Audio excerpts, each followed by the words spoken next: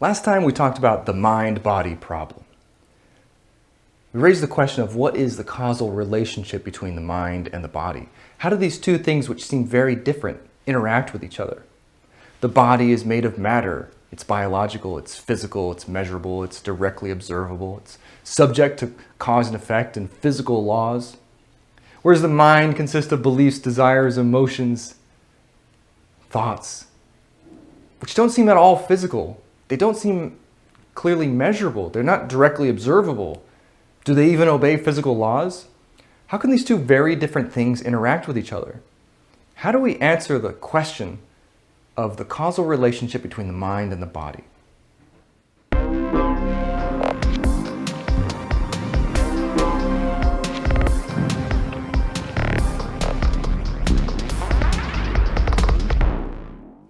We can group answers to this question into three broad categories. Dualism, which will answer the question by saying the mind and body are fundamentally two different types of things, either different substances or things with different properties. Monism, which says fundamentally there's only one kind of thing, and the body and the mind ultimately will reduce to a single thing, either an ideal thing, a thing of thought, of mind, stuff, or a physical thing, matter, stuff of the body. And of course, the third category, functionalism, which is, of course, the foundational framework for cognitive science. But I think it's valuable and informative to talk about all of these approaches and to see what they've all contributed and why we've landed on functionalism as our answer. We'll start by talking about dualism. And there are two main types of dualism. On the one hand, we have substance dualism. On the other hand, we have Platonic dualism. And we'll see both of these have unique answers to how we can delineate the mind from the body. Platonic dualism is named after the philosopher Plato, who lived in ancient Greece from 428 to 348 BCE. You may recognize his name, which has also been linked to special kinds of human relationships, Platonic relationships. Plato had his own unique theory of dualism, which he called the theory of forms. For Plato, everything in the world had a corresponding form, and forms are perfect idealized versions of objects. Forms exist in the world of ideas. They can't exist in the real world because they can't be made of matter because matter is imperfect. The world of ideas is separate from the physical world. And we access the world of ideas or forms via thought. So for Plato, everything in the real world had a corresponding perfect idealized form, often with a mathematical definition. Ancient Greeks loved geometry. They would exist in the realm of ideas, and that realm of ideas was accessible to human beings through our minds. This was demonstrated in one of the Socratic dialogues, where Socrates teaches a young boy who has no formal education about geometry. But of course the trick is, Socrates isn't actually teaching him anything about geometry. He is pulling the geometry knowledge out of the boy by asking the right questions. And so Plato would take that as evidence that, of course, the boy knew geometry all along. He just didn't know how to access those ideas in the realm of forms. So in this view, there are two completely separate realms which contain separate kinds of things. The real world, the world of matter, the physical world, where things are imperfect. There are no perfect circles in the real world. Every circle that you draw, every circle that nature produces is imperfect in one way or another. It can't be perfect. It cannot be perfect in the way that a mathematical description of a circle is perfect. But in the realm of ideas, which we can access through pure thought, there are perfect circles. In fact, there are only perfect circles. Circles which are defined mathematically, which cannot exist in real life, which cannot exist in the physical world. Another version of dualism was put forward by René Descartes, the French philosopher. René Descartes said minds and bodies must be made of different substances. There aren't different worlds here, just different kinds of material. Descartes called physical matter res extensa, and he called mental matter res cogitans, cognitive stuff. Extensible stuff and cognitive stuff. And Descartes thought minds can't be derived from bodies or vice versa. One cannot explain the other. He reasoned it this way. Descartes said, minds can do things objects cannot do, like use language and reason. No physical object can use language or reason. Only minds can do that. And therefore minds must not be physical. Physical matter and mental matter are completely different things. They can do different things. They have different capabilities. And according to Descartes, there is a causal link between body and mind. The mind controls the body, but not the reverse. So how does the mind command the body? How do they communicate or interact? Story time. At the time when Descartes came up with this, no one knew what the pineal gland was for. That's a gland that's right in the center of our brains. They didn't know what it did, but they liked symmetry. Well, it turns out the pineal gland produces melatonin, which I think a lot of us are familiar with if you've ever taken a sleep aid. Melatonin is a serotonin-derived hormone that modulates sleep patterns and circadian rhythms and seasonal cycles. So the pineal gland actually represents a kind of atrophied photoreceptor. Some amphibians and reptiles, it actually is still linked to a light-sensing organ called the parietal eye, sometimes called the pineal eye or the third eye. These are just fun pineal gland facts that I'm sure you are all waiting for. Click subscribe for more pineal gland facts. In Descartes' day, they didn't know what the pineal gland was for. They didn't know all the stuff about melatonin and the parietal eye. But they noticed that it was right in the middle of the brain and it didn't have an otherwise obvious function. So they thought, maybe that's the thing that links the mind and the body. Maybe that's what modulates that causal relationship between mind and body and allows the mind to control the actions of the body. Seemed like a good idea at the time. Of course, there are problems with dualism. Dualism has a lot to say about what the mind isn't. The mind is not the brain. The mind is not the body. The mind is somehow different and separate from the physical world. But what is it? Well, according to Descartes, the mind is something non-physical we just don't understand yet. Is that a satisfying answer? Well, it may be the right answer, but I don't feel like it's very satisfying. Dualism also fails to explain the causal link between the mind and body. How can the two different substances causally interact? Even if you believe that the pineal gland serves as a mediator between the mind and body, we still don't have an explanation of how it can do that. How does it mediate between something that's physical and something that's non-physical? How does it make that leap? So what we're left with is a question of, does dualism actually explain anything? Is it useful?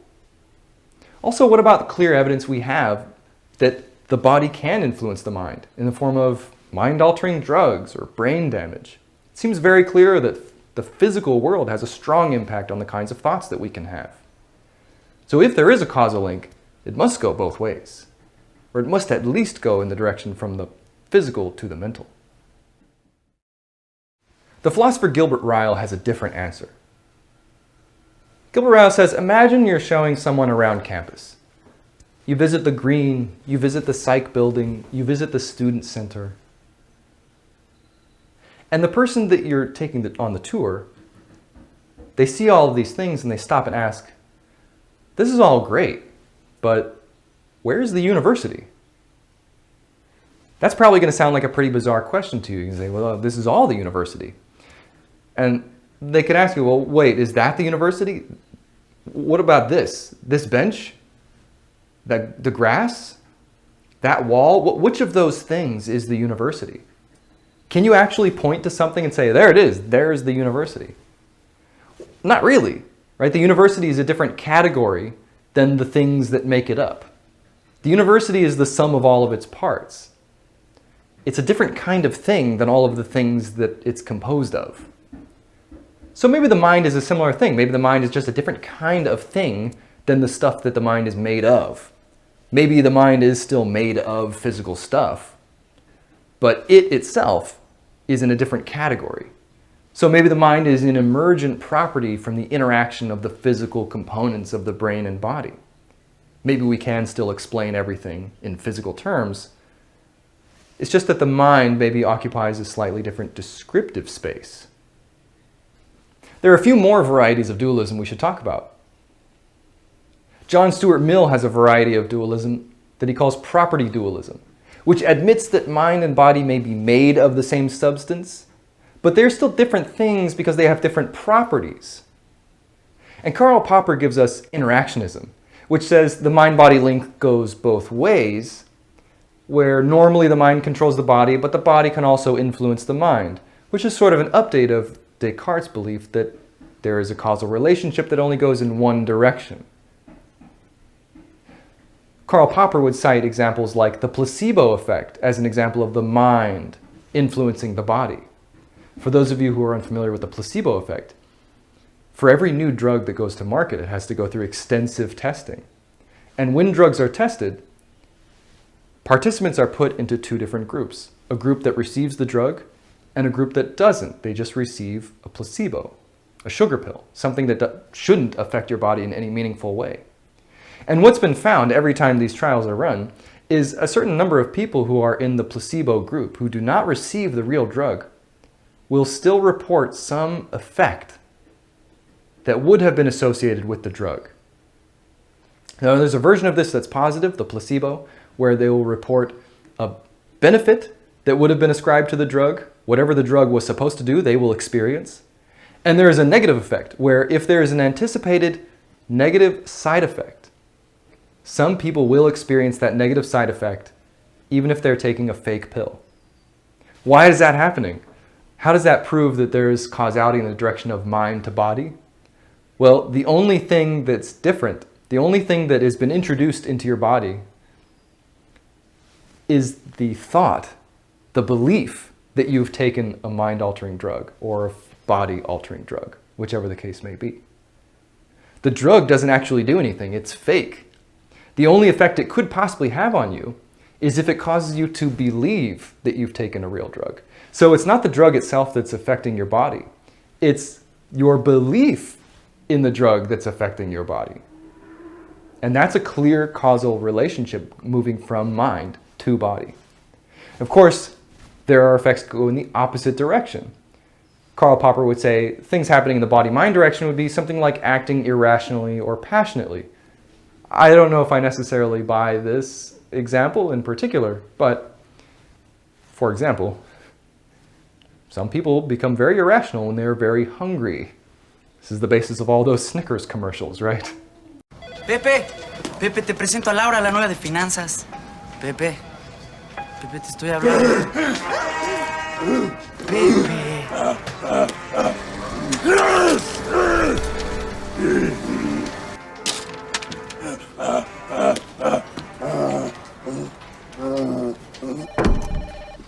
Pepe está como oído, ¿no?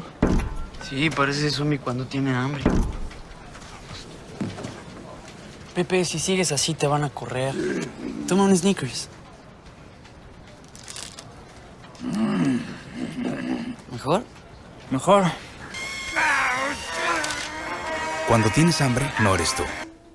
So if that's the case, if that's a true thing, that hunger causes me to behave in a way I wouldn't behave otherwise, could be thought that what's happening is the body influencing the mind. That's a condition of the body, your hunger, causing you to have different thoughts and express different behaviors than you would otherwise.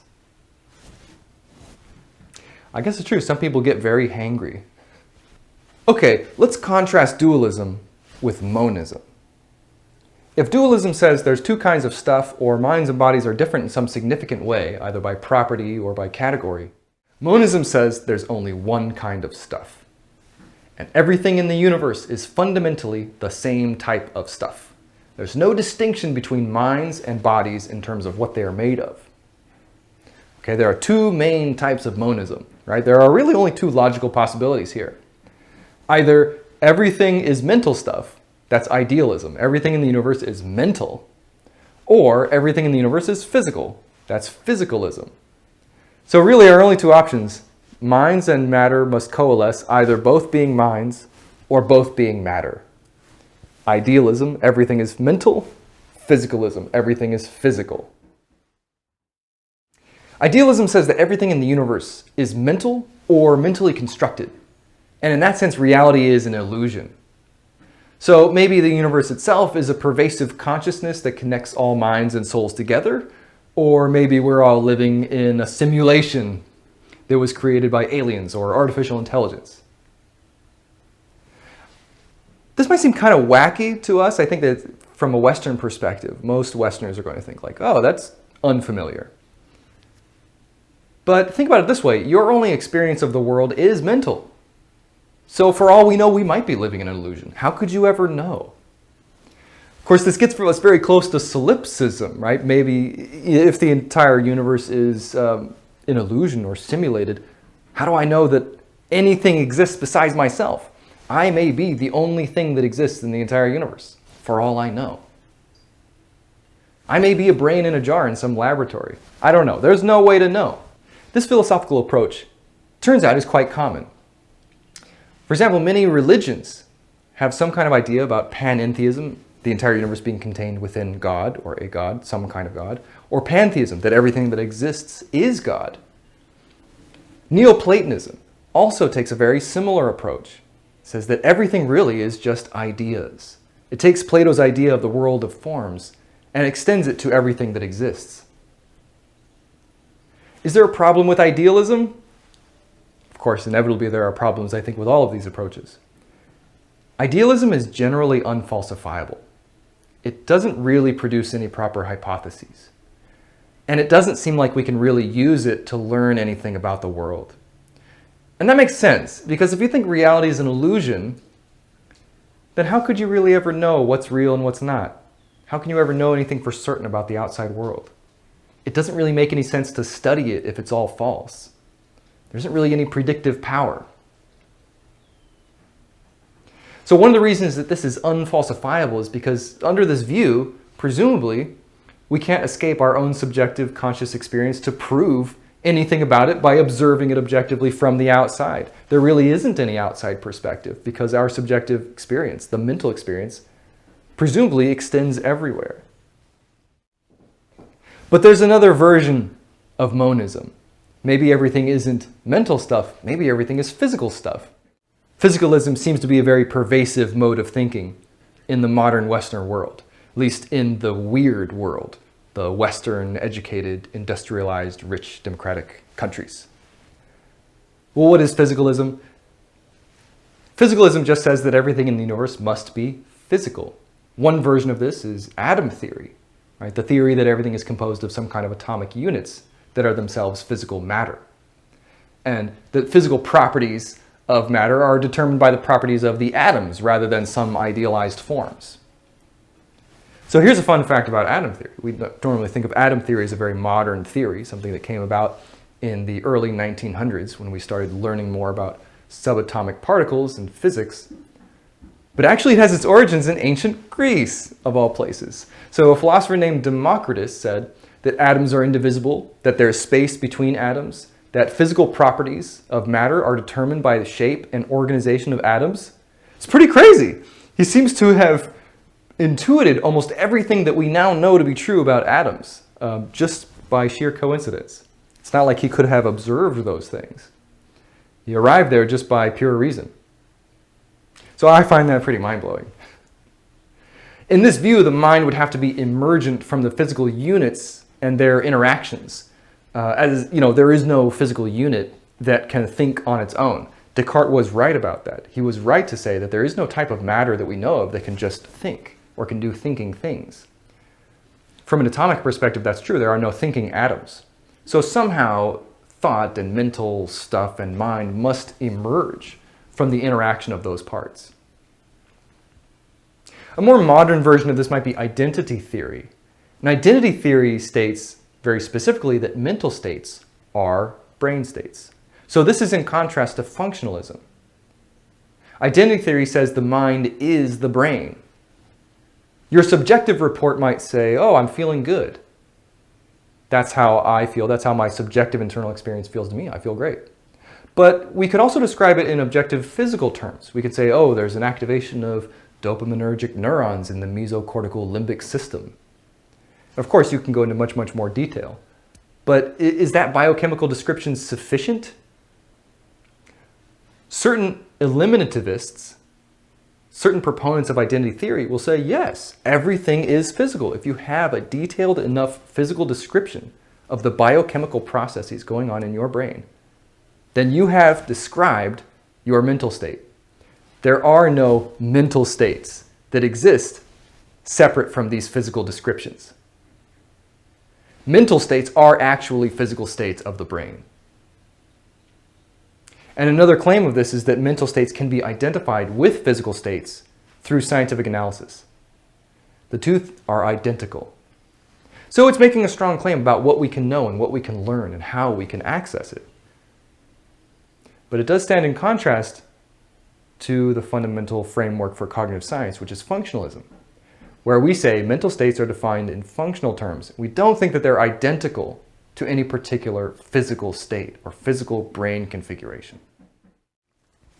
Aristotle had his own version of physicalism. Aristotle said the distinction between mind and body is a distinction between form and matter. So of course everything is made of physical matter, but what's important isn't what it's made of. What's important is how that matter is organized. So you can imagine a lump of clay. This is a lump of Play-Doh. And it can take any shape or form, but it's always the same substance. So right now it's in a ball, but I could also roll it into a snake, the most elaborate of all Play-Doh structures. But I could also maybe form it into a loop. Could even possibly form it into a brain. So in that sense, mental states are just physical configurations of the brain.